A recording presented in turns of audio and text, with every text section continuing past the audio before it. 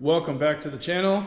Picking up where we left off last time, we're going to be finishing up reassembling the front of the engine on the Oldsmobile here, finish up that cam swap, get the first start in, then we'll get you guys some comparison footage on idle quality and exhaust note. So let's get to it. So if you look over here, you may notice that some of the parts that were on here in the last clip are now off again. The reason for that, under the timing cover, I actually forgot to put the 4 bolts that hold the oil pump on. Yep, that's exactly right. That would have been a catastrophic failure eventually had I not caught that. And thanks to making these YouTube videos, I noticed my mistake.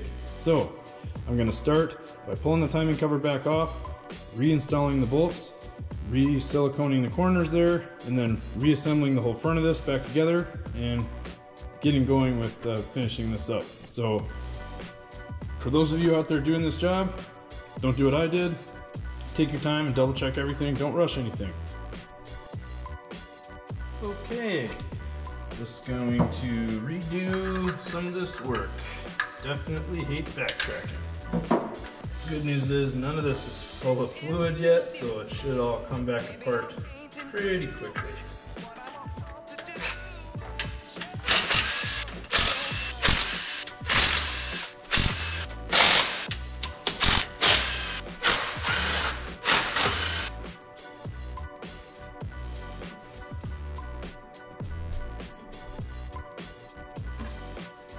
Oh, I got 2 more.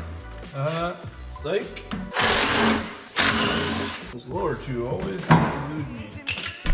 Now, sucker should come right off. Unfortunately, I'm gonna have to redo the silicone that I put on there the other day. That's okay.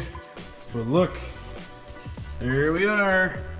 No bolts in this oil pump. My bad. So, I'm gonna reinstall those and then redo everything that I just undid and get back to where we were when I ended the last video. Let's see. Can't remember exactly which ones of these bolts were the right ones. So I'm looking for 4 that are the right size. Okay, I've got 3. I think it's these 4 short guys right here. That's what I think. That's what I'm gonna go with. These should be the right ones. Go right in there. Can you imagine? This thing probably would have had some crazy stuff happen with the oil pump or something. I don't know. That was a mistake right there. All right, there we are. Everything is still happy under here. So just have to clean up some of this excess RTV and reapply it on the timing cover, and we'll be good to go. Apply another small bead of silicone in the corners, just like last time. This time I'm using ultra gray. I usually use ultra gray. I feel like it typically works very well for this. It sticks really well, hardens up pretty good. So that's what I'm gonna use this time.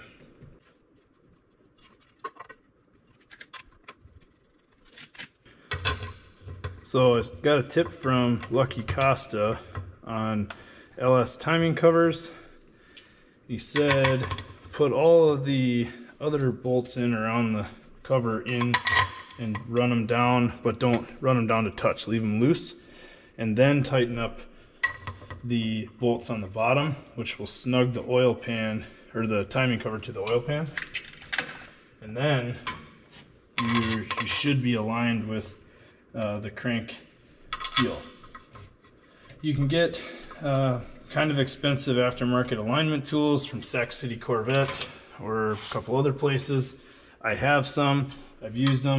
I don't really know that they work any better than anything else, but this time, for this go around, I'm not going to be using those special tools, and we'll see if this seal leaks. I'm not thinking it will, hopefully.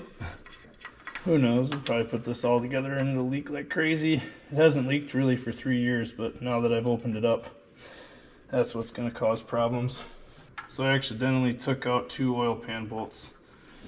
Didn't mean to do that. So I'll probably zip those in first, just to make sure the oil pan's all nice and snug. Then we'll do the timing cover.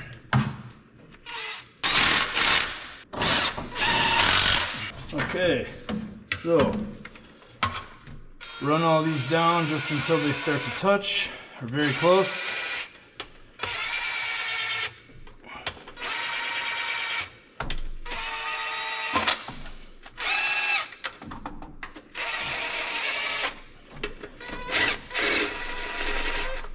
Now we'll hit the bottom ones. You can see the whole, I don't know if you guys saw that, the whole timing cover moved. Hit this one now. Okay, those are all tight.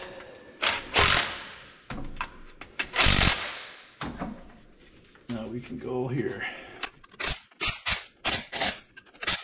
There you go. Timing cover reinstalled after the oil pump bolts. Whoopsie. Rehook up the drain line for the turbo. In the last video I mentioned that this fitting was tapped into the front of the oil pan. What I meant is it's tapped into the front of the timing cover.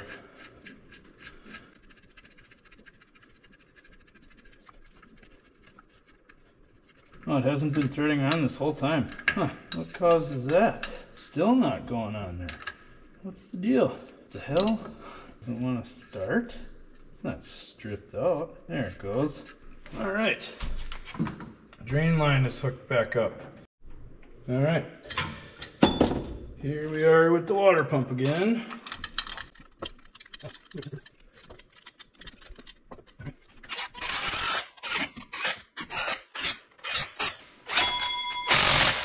Fries are done. Okay. One thing I don't like about this car is how tight the power steering pump is to the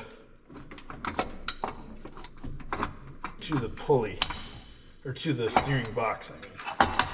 It's very, very tight. It's so tight, in fact, that you can't actually take this belt off with the pulley installed. So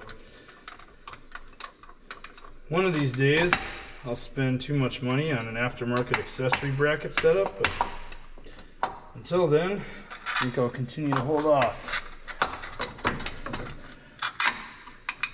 because this setup still works fine.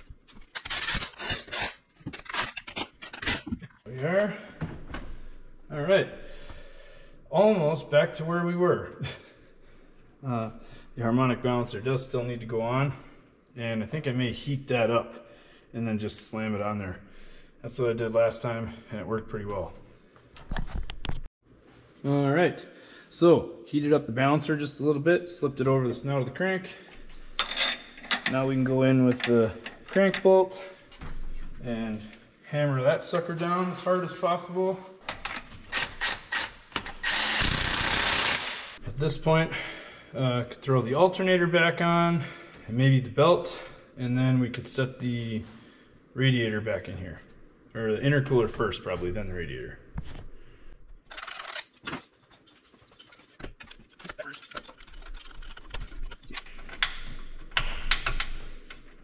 May have to use our alternator adjustment tool to get this slightly better spot. There it goes. One. Couple of adjustments here.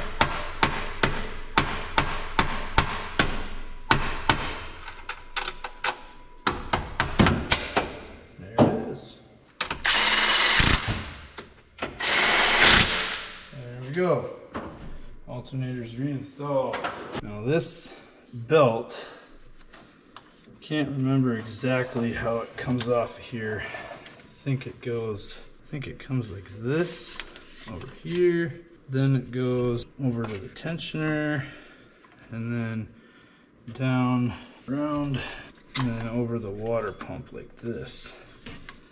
Yeah. I know you guys are wondering if I'm going to master mechanic this again.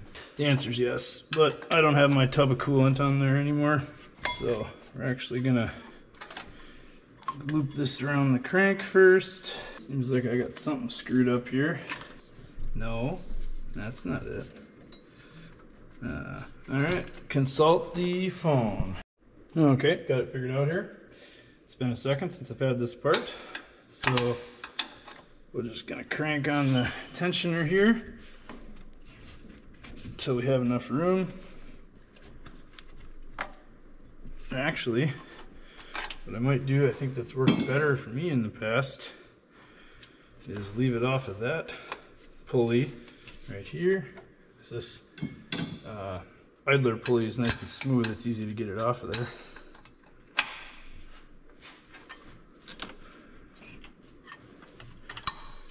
And there you go. Belt reinstalled. So that's what it looks like. There's your belt routing without AC. So it comes from the power steering, up over the alternator, under this idler, over this tensioner, down around the crank, then it wraps back up around the water pump and around the power steering pump. Put new gaskets and grommets in the valve covers because I think these leak from time to time. So I'm going to tighten these up quick and then probably get onto intercooler and radiator. Valve covers, at least these ones on LS, I believe these are 8mm. Correct.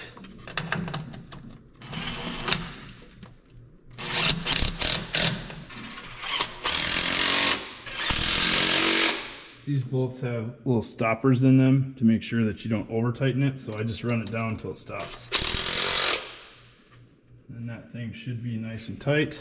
This side is always a pain because I have these heater core lines in here. But around here in Wisconsin, you're a cool kid if your hot rod has heat. You can run it into the fall.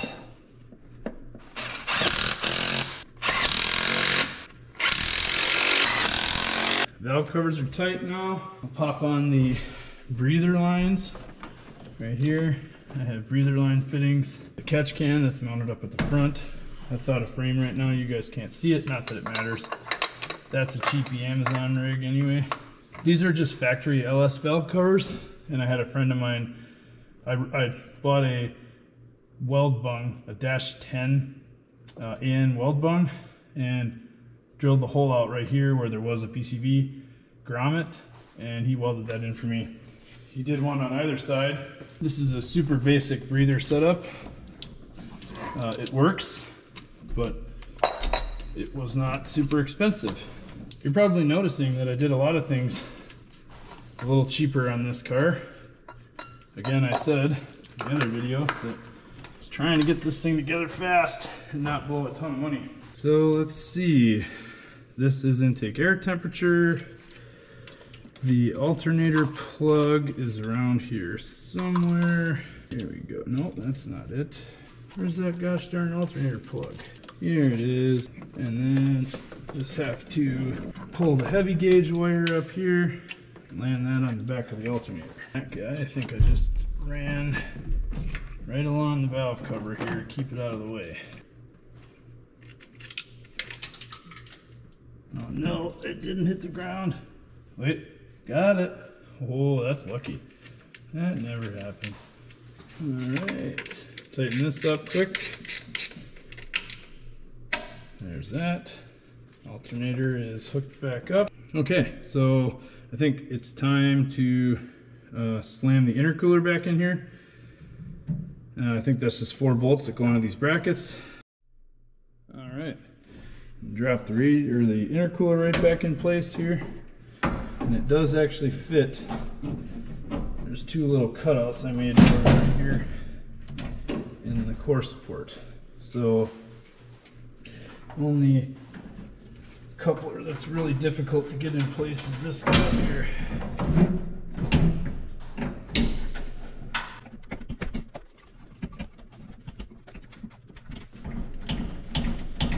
There it goes.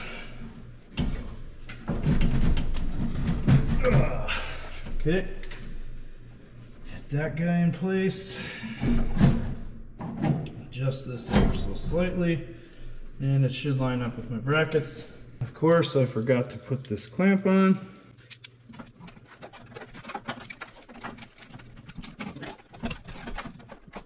Remember this being a very tight fit. Put the intercooler in the first place. Glad to know that nothing's changed. It's still a tight fit. Okay, got some clamps to tighten up over there. My intercooler is held in with cheesy L brackets that I made that mount to the upper and lower core support. You can't see that. So it's just actually 4 bolts that go into these 4 bosses right here. So I'll get those put in, and then we can actually put in the rest of the boost pipes. Man, I'll tell you, it is hot. We are obviously northerners up here, so we don't quite understand how painful the heat can be elsewhere in the country. But man, for somebody who does not spend a ton of time in high heat, this is not my ideal environment. It appears I did a pretty good job when I mounted this, though. It goes right back into place. Everything seems to hook up pretty nice. So even though my L brackets are cheesy, they definitely work.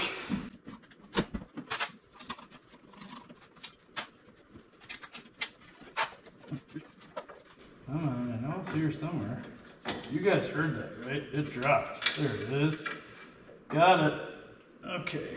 Just one more bolt. Come on. The intercooler's actually got to shift driver ever so much. I was so confident before. Yeah, everything fits super nice. Sure. All right. It's as easy as that. On the bottom here.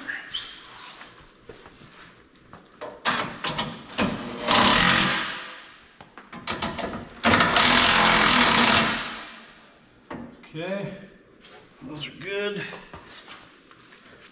I cannot do the same thing to the top. We'll have to use the ratcheting wrench on that.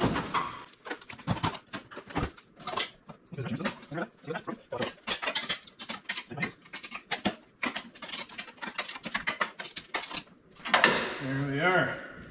Ladies and gents, intercooler reinstalled. That's not so bad, right? Oh yeah, I forgot. I still have to pay the price for my hack wiring job when I put this car together.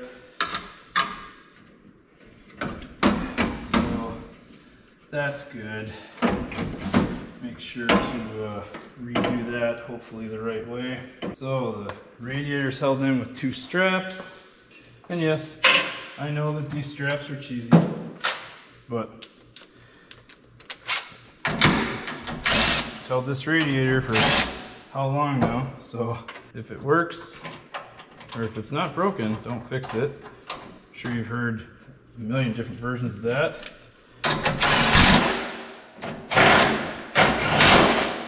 But this actually works pretty well for holding this radiator out of the way. So next thing I'm going to do is install probably the closest pre-made hose I could find for this setup right here.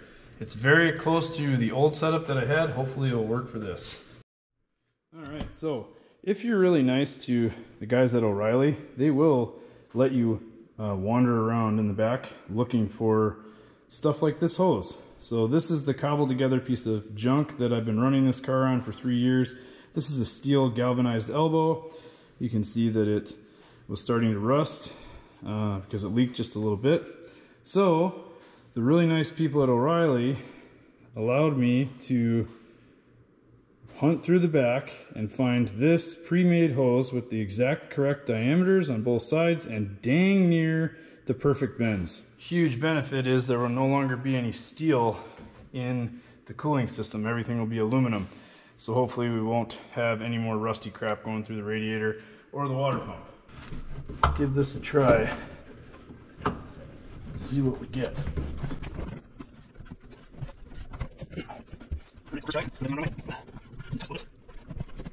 Of course, it's right back to being stuck. Okay, so you can see it's close. It just needs to rotate a little bit. But that sucker is on there. Dang it. May have to spray a little lube down there. It's literally like it's glued on there. Of course, now the lubricant on there is going to make this much more difficult for me to deal with. Wow. Oh, holy shit, that's wild. All right, back out here for another day in the shop. Got a couple things I want to mess with. This lower radiator hose has been whooping my ass. It whooped my ass the first time I put the car together and I cobbled together that piece of junk you saw. So I've got a swivel thermostat housing or water neck. I'm gonna try that and see if I can use a pre-bent hose.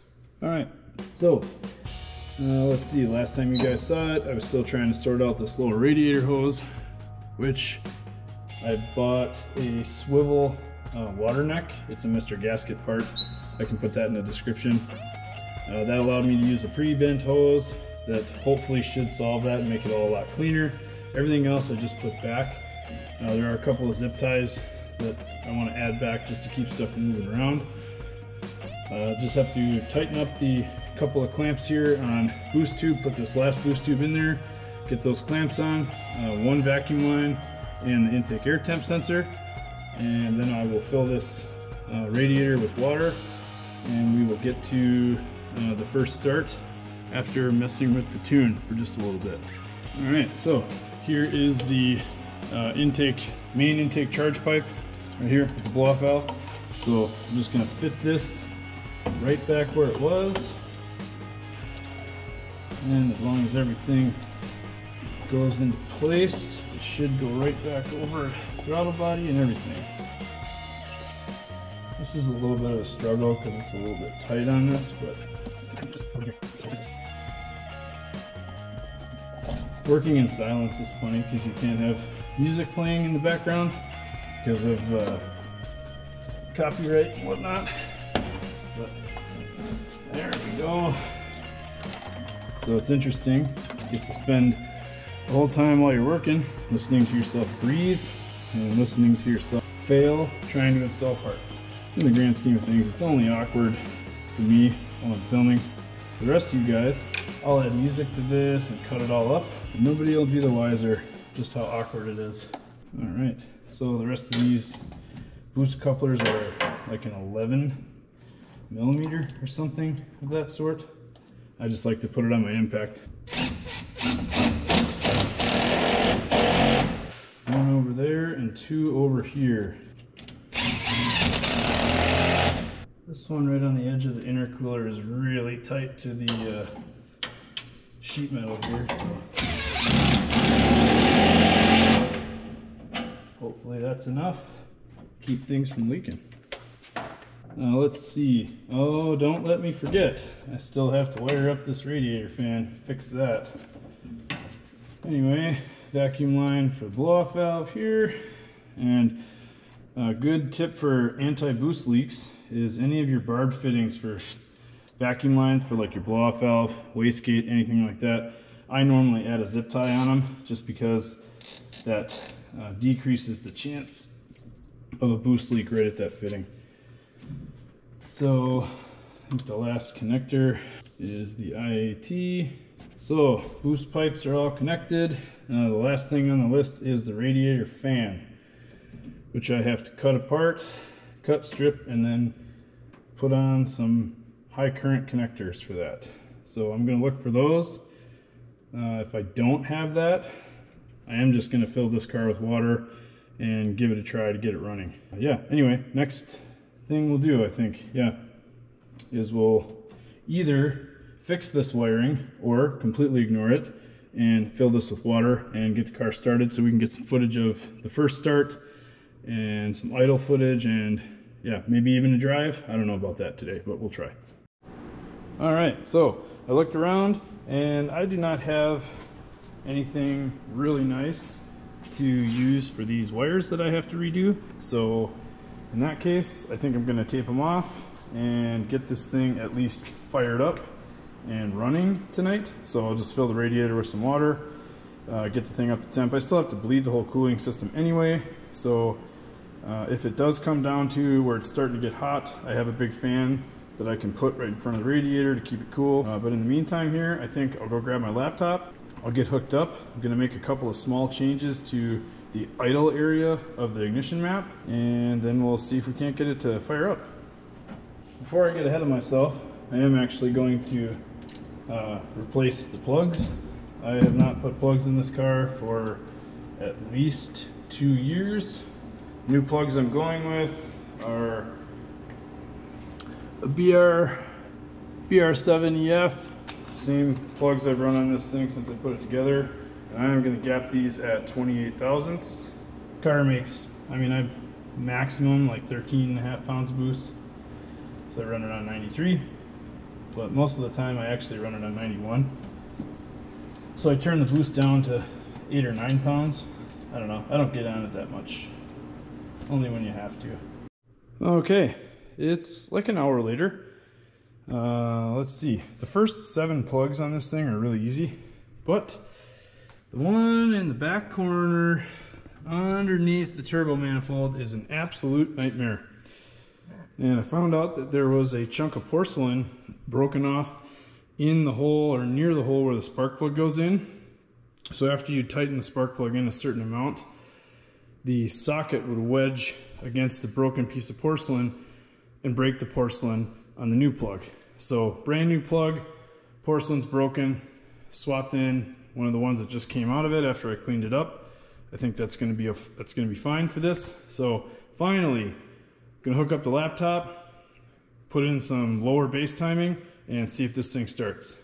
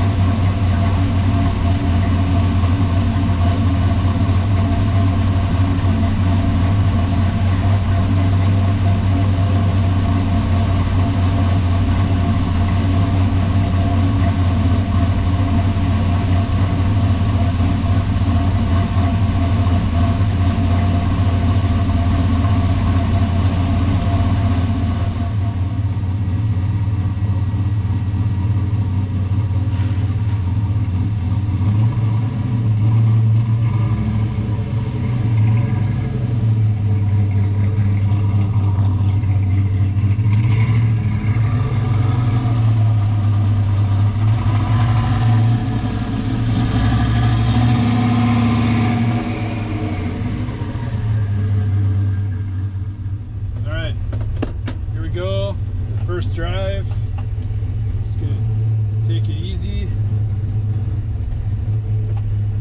let the computer tune up a little bit.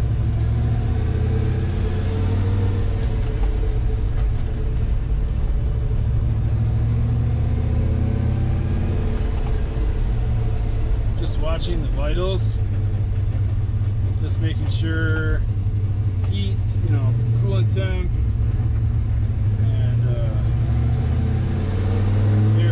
stuff, timing, all stays safe.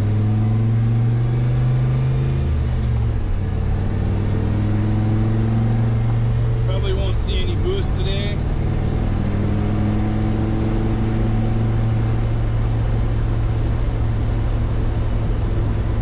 Just trying to get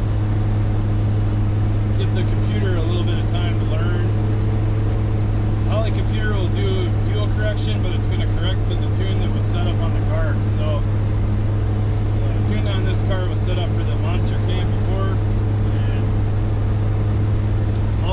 can tell that the drivability is night and day compared to the big cam. So off idle, getting into first gear, downshifting, all that kind of stuff.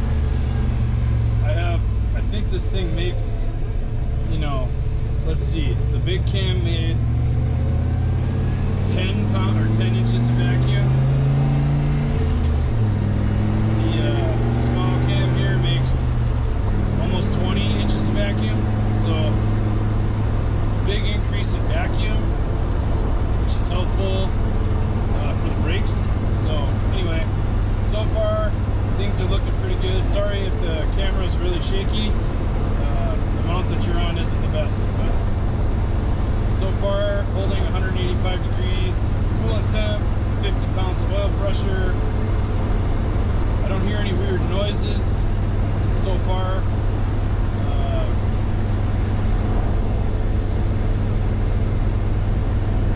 Yeah, things seem pretty good. I know this tune is pretty safe, and there's probably some power to be, you know, we could probably pick up some power by adding some timing back in a couple of spots maybe, but at this point, overall, drivability wise, it is significantly better than the monster cam I had here before. I may back the idle speed down a little bit. Getting into first gear is a lot easier.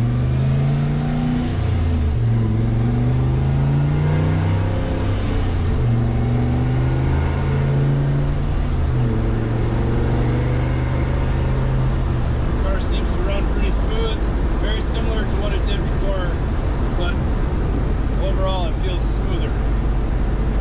So, first drive, very, very happy with this thing.